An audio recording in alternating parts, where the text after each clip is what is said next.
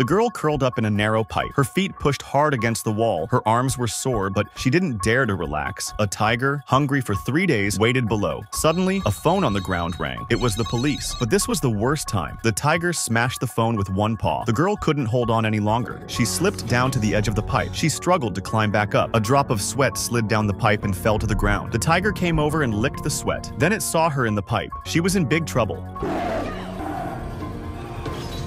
At that moment, she found great strength. She moved up little by little. Finally, she climbed out of the pipe and reached the second floor. She breathed hard, trying to calm down. Then she saw someone next to her. It was her younger brother. Where the fuck have you been? Her brother didn't reply because he had autism and couldn't talk normally. The girl took him to her room and turned on the computer to ask for help online, but the internet didn't work.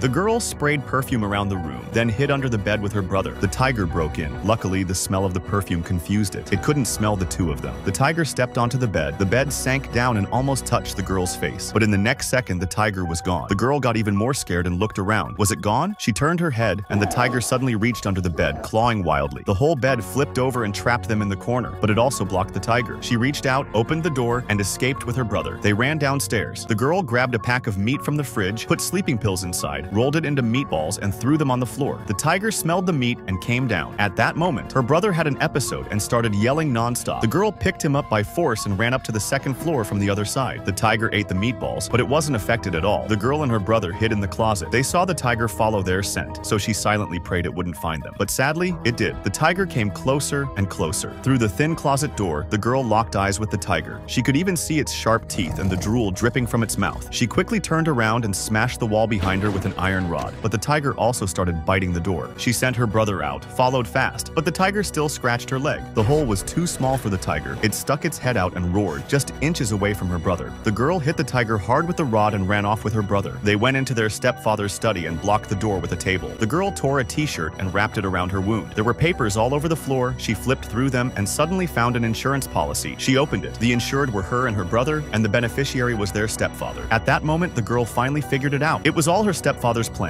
He used the tiger to kill them and collect a huge insurance payout, but fate gave her a chance. There was half a box of bullets on the bookshelf. She grabbed the bullets and started searching like crazy for a gun. Finally, she found it in the drawer. A revolver with 4 bullets. She was going to use it to get her brother out.